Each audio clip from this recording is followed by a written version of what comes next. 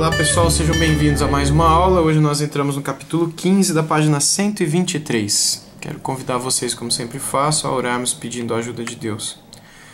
Senhor, em nome de Jesus nós pedimos a Tua ajuda, porque reconhecemos que carecemos de Ti para compreender e crescer em graça e em conhecimento. E pedimos que venha do Senhor a ajuda, a capacitação para esse estudo e que volte para o Senhor no exercício desse conhecimento para abençoar o Teu povo em estudos futuros. Em nome de Jesus. Amém. Então vamos lá, pessoal. Hoje nós vamos estudar o verbo, não é? Começar a estudar o verbo, né? O cal completo, que é o tempo verbal, o verbo... o tempo verbal mais conhecido da língua hebraica. Então vamos lá, vamos à leitura e às explicações. O verbo é a parte mais complicada da língua hebraica, e verificar todas as variantes pode ser desanimador para quem está interessado em traduzir de imediato alguns textos da Bíblia. Por isso trataremos nos capítulos seguintes apenas do essencial, para quem vai traduzir com apoio de léxicos e analíticos, e no caso de vocês aqui do nosso curso, também de programas softwares bíblicos. Os pormenores, quando necessários, devem ser procurados nas gramáticas indicadas na bibliografia fornecida. E se você quiser ir bem mais a fundo, enfim, aí eu já fugiria do propósito desse curso, que é a apresentação da língua de um modo instrumental, né, para você ser bem prático e rápido no uso da mesma. Então vamos lá, vamos entender o uso do completo. Tempo, 15.1.1. A forma do verbo hebraico não expressa bem a ideia do tempo. Na maioria dos casos é o contexto que mostra ao tradutor iniciante como o verbo deve ser entendido. O completo, por exemplo, também conhecido por perfeito ou ainda pretérito, né, no grau simples, também conhecido por cal, quando na voz ativa, corresponderá em muitas ocasiões aos seguintes tempos do português. Pode ser, por exemplo, pretérito perfeito, como machal, que ele reinou. Pretérito imperfeito, também machal, ele reinava. Futuro do presente, machal, é a mesma coisa. Ele reinará. Futuro do pretérito machal, ele reinaria, além do subjuntivo machal, quando ele reinar ou se ele reinasse. E outros, pessoal, de menor frequência, exigidos pelo contexto. O completo, então, expressa na maioria das vezes, ainda que não de maneira tão clara como qualquer tradutor gostaria, a ação completa, independentemente do tempo.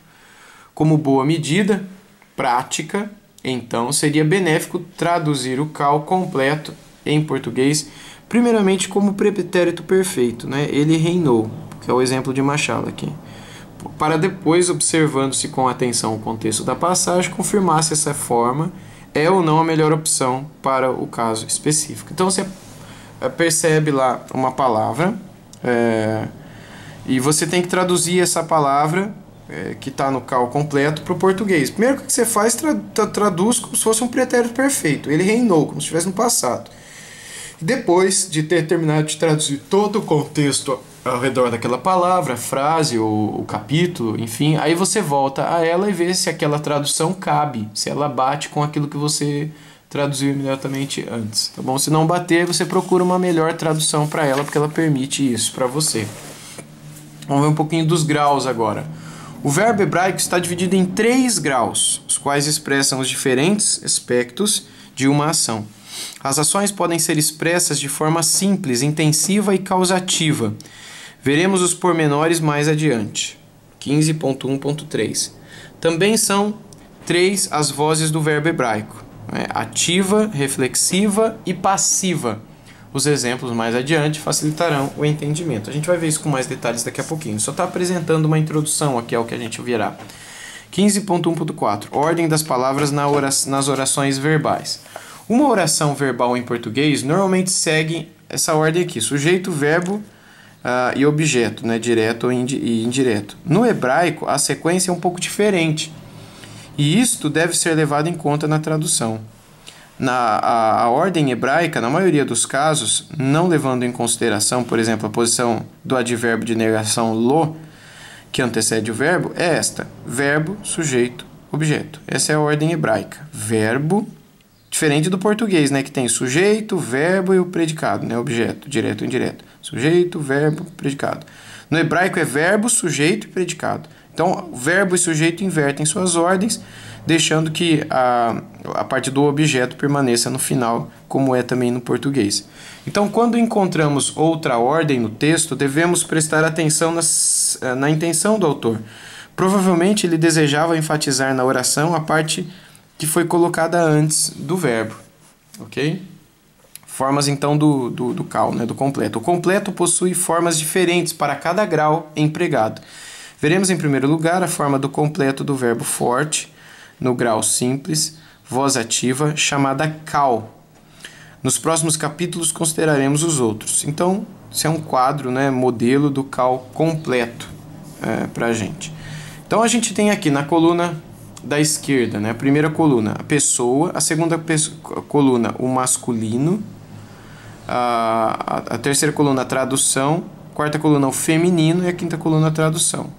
Então, você tem aqui masculino e feminino e as suas traduções, e aqui a pessoa, né? Então, primeira pessoa do singular, segunda singular, terceiro singular, primeira plural, segunda plural, terceira plural. Então, primeira do singular, masculino, no quadro, né, no cal completo ficaria katalti, eu matei. Katalti. No feminino ficaria katalti, eu matei. Não muda nada, ok? Segunda singular masculino, katalta, tu matastes, você matou, né? Ou no feminino, katalt. Tá, a diferença então é a terminação. Tu mataste, você matou. Terceira pessoa do singular, katal, ele matou. E feminino, katalá, katla, katla, ela matou. Primeira do plural masculino, nós matamos, né? Katalnu, que é a terminação para nós, né? Katalnu. Ou feminino, katalnu também, não muda nada. Assim como o primeiro do singular não muda, o primeiro do plural também não muda. Nós matamos. E vós matastes, ou vocês mataram, não é? Segunda do plural. Ficaria katalten, ou katalten. Katalten, com num no final para feminino, kataltem, com men no final para masculino. E a terceira do plural, eles mataram ou elas mataram, não é? É katlu e katlu também, não muda nada aqui. Tá bom? Então ele faz algumas observações aqui para que a gente compreenda esse quadro. As observações são as seguintes. Primeiro, perceba que a primeira pessoa do singular, a primeira pessoa do plural e a terceira do plural são idênticas, tanto para o masculino quanto para o feminino, que eu observei enquanto lia para vocês ali. O contexto as identificará de forma mais precisa. Só o contexto vai demonstrar para você se é uma ou se é outra. As formas da segunda pessoa do singular e do plural e as da terceira do singular apresentam, né, diferenças entre o masculino e o feminino. É o que a gente já viu também no quadrinho, ele só está observando e pontuando isso aqui. 3. A tradução básica do completo deve ser feita, como no modelo acima, que é o quadrinho que a gente acabou de ver, para o pretérito perfeito. Porém, quando estiver traduzindo o texto da Bíblia, não esqueça que o contexto determinará o tempo do verbo em português, tá bom? A tradução que ele propôs aqui no quadrinho abaixo, na página 124, é imaginando o pretérito perfeito na língua portuguesa. Então, eu matei, tu mataste, ele matou. Mas na hora de você traduzir do hebraico para o português, não esquece de olhar o contexto, porque o contexto poderá indicar outra tradução, conforme eu expliquei no início da lição. Muito bem, então vamos seguir aqui. 4. Observação número 4. O verbo cal é traduzido sempre na voz ativa. 5. A raiz do verbo é composta pelas 3 consoantes da terceira pessoa do masculino singular. Todas as outras pessoas são formadas por meio da utilização de prefixos e sufixos, além de vogais sobre esta raiz. 6ª observação. Os verbos hebraicos aparecem nos dicionários, com exceção dos monossilábicos, na forma da terceira pessoa masculino singular do cal completo, e não no infinitivo, como em português. Assim, por exemplo, a terceira pessoa do masculino singular que aparece no quadro acima, né, ou ao lado, que é katal, ainda que deva ser traduzida normalmente ele matou, quando aparece em algum texto da Bíblia, a não ser que o contexto lhe imponha outro significado, nos dicionários significará matar, correspondendo ao infinitivo no português, né, o nome do verbo. Então, por exemplo, se a gente vai falar do verbo amar, por exemplo, né? Então a pessoa vai falar aí, né? Decline o verbo amar, ou estruture declinando, né, o verbo matar, por exemplo. A gente sempre usa no infinitivo. Esse verbo, essa palavra, eu fui para São Paulo. Essa palavra fui é do verbo ir. É sempre no infinitivo. No hebraico não é assim. No hebraico, se você quiser falar, fui é do verbo foi, ele foi. É assim que eles falam. Eles usam a terceira pessoa do singular para mostrar qual é o verbo, né? Por isso que katal é a forma que você vai encontrar nos dicionários. É a terceira pessoa masculina singular, conforme está no quadrinho da página anterior, aqui da 123. Você não vai achar no dicionário a palavra infinitiva hebraica matar. Você vai achar sempre o verbo pela terceira pessoa do singular masculino. É ele sempre que vai demonstrar qual é o verbo, tá bom? Embora ele deve ser traduzido como ele matou, que é isso que significa literalmente, no dicionário ele vai significar simplesmente matar, correspondendo ao infinitivo na nossa língua portuguesa. 7. A utilização dos pronomes pessoais antes dos verbos, como segue no quadro abaixo, pode ser útil para ajudar na tarefa de decorar as formas. Então vamos lá. Ele apresenta aqui esse quadro, né? Primeira pessoa comum do singular. A conjugação é essa. Katalti, não é? Katalti. O pronome pessoal usado aqui é ani, não é? Então, ani katalti, ou simplesmente katalti. Perceba que essa terminação aqui é a terminação de ani, por isso eu matei. Segunda pessoa masculino do singular. Katalta. Vem de atá, tu mataste. Ele está, então, demonstrando para a gente o que ele observou há pouco, né? A utilização dos pronomes pessoais, que são esses daqui, antes do verbo, pode ser útil para ajudar na tarefa de decorar suas formas. Então, i é de ani, tá é de atá, t é de at, não é? Do feminino singular, at, né? Tu mataste para at, né? Ela. Então, katalt, tu mataste feminino, né? Tu para uma mulher. Você usa essa expressão aqui para falar para uma mulher. Você matou. Katal, hu, e katla, ri são as únicas exceções, visto que o katal ele serve como infinitivo também dentro dos léxicos e dicionários. Primeiro do plural, aí volta, né? Katalnu, por quê? Por causa de anarnu, que é nós, não é? Anarnu, nós. Aten, voz masculino, aten, voz feminino, e rem, eles, ren, elas. Então, por isso que a gente tem no final da segunda pessoa masculina do plural, de katal, a gente tem ketaltem. Por quê? Porque esse ten aqui, o katal não muda, tá vendo? Que é o verbo, katal.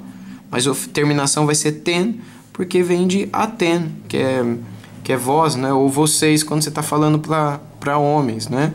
É a segunda pessoa masculina do plural. E katalten vai ter esse ten aqui pela mesma razão, porque aten, com num no final, é a maneira de você dizer vós ou vocês em hebraico, ok? Para um grupo de mulheres. E a terceira pessoa masculina e feminina plural vai ter essa expressão aqui, katlu, né? E é outra exceção à regra, né?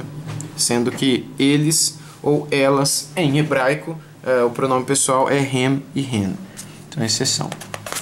Ok? Ele faz aqui então uma observação baseada nisso que ele acabou de dizer, que é a seguinte observação. Não se pode esquecer que a sugestão dada no quadro acima é apenas para ajudar a decorar a conjugação. No texto bíblico, normalmente, o verbo aparece sem o acompanhamento do pronome pessoal. Por exemplo, quando aparecer a forma katal, mesmo sem o pronome pessoal, a tradução normalmente deverá ser ele matou, como se o pronome acompanhasse o verbo. Em outras palavras, na conjugação, o verbo traz implicitamente o pronome pessoal correspondente. Só observando aquilo que a gente já viu há pouco. Agora, então, pessoal, ele apresenta o exercício para que vocês façam. Não deixem de fazer. Então, comparando as formas do verbo mashal, que é governar, o cal completo, né? Com as que aparecem no quadro acima. E após identificar pessoa em número, traduza para o português. Então, ele quer que você pega esse quadro aqui, que na verdade não está acima, está abaixo, e que você coloque qual é o gênero, se é masculino ou feminino, qual é a pessoa e número, se é primeira, segunda, terceira pessoa do singular ou do plural, e a tradução para cada uma delas. Você vai fazer esse exercício baseado na lição de hoje, né? Nos quadrinhos que estão nas páginas anteriores, que vai demonstrar essas terminações aqui, baseadas então naquilo que elas correspondentemente significam. Bom, após isso, não deixe de decorar esse vocabulário apresentado.